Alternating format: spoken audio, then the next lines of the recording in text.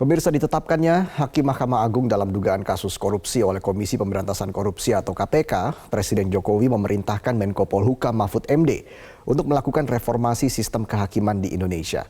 Lalu bagaimana DPR RI menanggapi rencana ini?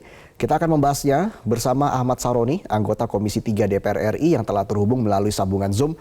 Selamat siang, Mas Saroni, apa kabar? Selamat siang, kabar baik. Baik, instruksi Presiden sudah jelas segera melakukan reformasi hukum. Perintahnya ditujukan kepada Menko Polhukam. Bagaimana Mas Saroni melihat hal ini? Sangat bagus sekali ya. Yang pertama adalah bagaimana para stakeholder, para pihak untuk dimintai pandangan terkait dengan reformasi hukum yang diperintahkan oleh Bapak Presiden. Kita jangan terburu-buru karena kita harus melibatkan para pihak untuk dimintai pandangannya terkait dengan perkara yang sedang ramai di KPK. Karena itu kita sebagai anggota DPR memberikan apresiasi kepada Bapak Presiden memikirkan tentang apa yang menjadi konsen pada penegakan hukum dan pengawasan yang harus dilakukan oleh para hakim DMA.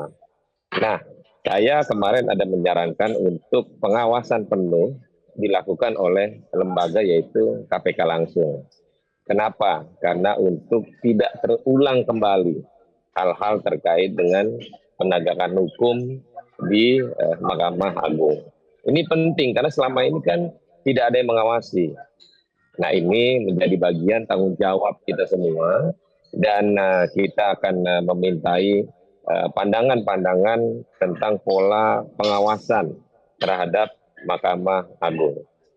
Oke, Anda menyoroti soal pola pengawasannya, tapi kalau kita bicara soal reformasi hukum, sebenarnya apa hal paling mendasar ini yang perlu dibenahi? Ya, sebenarnya gini, kalau yang paling mendasar ini kan awalannya adalah pengawasan. Karena superbodinya Mahkamah Agung tanpa pengawasan dan akhirnya kita lupa dalam rangkaian apa yang dilakukan para mereka sebagai wakil Tuhan. Nah, ini sebenarnya mudah bila mana ada pengawasan yang lebih konkret, lebih bersih, lebih hebat, dan tentunya tidak akan terulang kembali apa yang terjadi pada 2 minggu yang lalu. Oke, lalu bagaimana Anda menilai soal tindakan KPK dalam mengawasi setiap adanya dugaan tindak tipikor selama ini? Apakah memang sejauh ini masih kurang atau masih belum efektif? Padahal kan kita lihat KPK memiliki sejumlah kewenangan khusus, misalnya seperti penyadapan. Bagian mana yang perlu direvisi atau diberikan penambahan kewenangan menurut Anda, Mas Saroni? Pada fungsinya KPK pada saat ini sudah baik ya langkahnya, tidak terburu-buru dan semua diawasi. Nah, mungkin dalam pengawasan ini terang benderang untuk Mahkamah Agung pada faktor pengawasan yang lebih ketat mungkin ke depan ini adalah bagian dari kita semua jangan sampai tercela kembali pada masa era ke depannya. Dan KPK melakukan kerjanya pada masa sekarang, di pimpinan yang sekarang ini lebih efektif untuk memfokuskan kepada mereka-mereka yang melanggar aturan pidana yang tanpa disengaja dan dianggap enteng. Para mereka-mereka yang kiranya dianggapnya mereka bersih-bersih aja, mereka santai-santai aja. Dan ternyata kejadian itu sekarang terjadi dan lumayan kasusnya. Nah, ini bentuk daripada tanggung jawab pada mereka yang ada di Mahkamah Agung.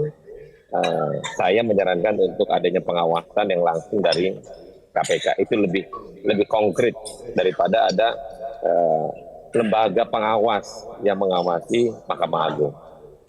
Baik, terakhir mungkin apa harapan Anda untuk Menko Polhukam agar ada gebrakan reformasi hukum sesuai dengan perintah dari Presiden? Nah, saya percaya apa yang akan dilakukan Pak Mahfud MD, Pak Menko Polhukam, karena beliau juga praktisi yang ahli di bidangnya. Semoga reformasi hukum ini atas perintah Bapak Presiden tidak semerta-merta terburu-buru, tapi untuk menjadikan reformasi hukum ini untuk sesuatu hal kebaikan dan pengawasan lebih konkret, dan kita percaya Pak Mahfud bisa melakukan itu atas perintah Bapak Presiden yang terbaik.